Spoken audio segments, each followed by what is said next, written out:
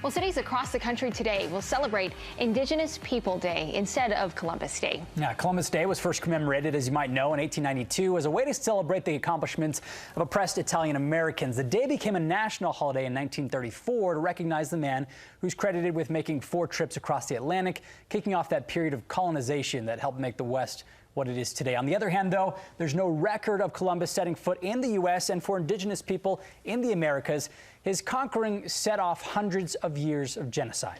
And Columbus Day is still a national holiday, but today some states and hundreds of cities, including Salt Lake City, actually mark the day as Indigenous Peoples Day to highlight the history and the contributions of the people who were first here. Yeah, so Darren Perry, chairman of the Northwestern Band of the Shoshone Nation, is here with us today to talk more about this and that kind of shift toward Indigenous Peoples Day. Yeah, how cool is that? Right, We're right. Finally starting to get it right. I sat in your lobby today and I read, you know, your mission statement, here to bring truth and light to the world. Yep. And that's what we're really looking for as we shift from Columbus Day to Indigenous Peoples Day. All we're asking is let's get history right. Let's make it reflect what it really was.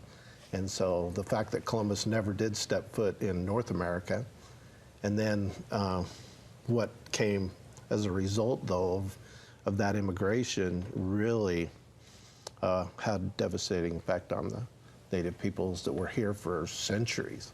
So they didn't discover anything. They discovered people that had been here. And you talk a lot about how you're raised by your grandmother, and she taught you a lot of the stories of your ancestors. You had truth from her, but this whole generation of not knowing much about what really happened, what do you think that did to all of us who really didn't understand what this day was and what it should have been? Oh, you know, I grew up hearing this history, this perspective from Native American peoples, and so when I went to school, I sat in history class one day and I thought, okay, teacher said we're gonna talk about Native American history. And all of a sudden, she starts talking about our history. And I'm going, well, that's nothing that I've ever heard.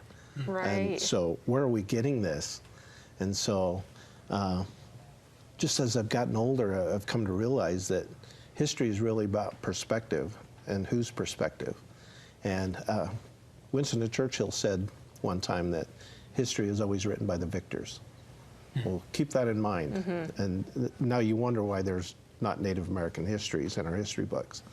We really never won. So it's important just in the fact that we can learn from each other. And Indigenous people have important lessons to teach the rest of the world about how all things seem to be connected. And so that's our goal. Let's really be for truth and light. Let's tell it the way it is and let it fall where it may. So yeah. Well, if I remember it right, I think it's been 2 years since the Salt Lake City Council actually approved and recognized this day as what it is.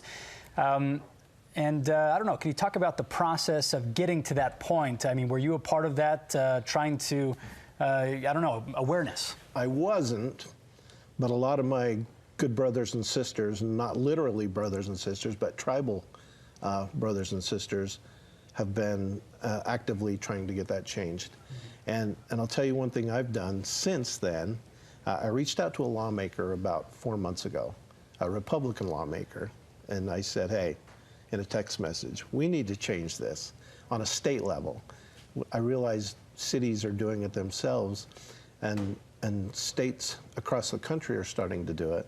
Right. But I said, you know what, we don't need to be left behind in this. Utah has a rich heritage of tribal nations. There are 8 recognized federal tribes in Utah today. And so I said to this lawmaker, we need to introduce a bill to permanently change this holiday to Indigenous Peoples Day. And he said, absolutely, great idea, let's do it. Yeah. And so I think you're gonna see some legislation this coming legislative cycle where the state actually we'll see if they do what they say they're going to do. Wow. So we're going to have to watch for that and Yeah, see. something to keep an eye on. We'll see how good I am lobbying We believe in at you. the end of the session. So. That's wonderful. Well, wonderful. I'm glad you can come and join us and educate us and help us understand the importance of today and what we've been missing because of not realizing this really is Indigenous People Day. It is our day, and we just want the truth. Right. Let's just talk about the truth, and if it's uncomfortable sometimes, that's okay. But as long as we are willing to learn from each other, then that's wonderful. Yeah. All right, Darren Perry, thank you very much for joining us. We appreciate it. Thank My you. pleasure. All right. Come back soon and keep us updated Okay. with what you've got going on.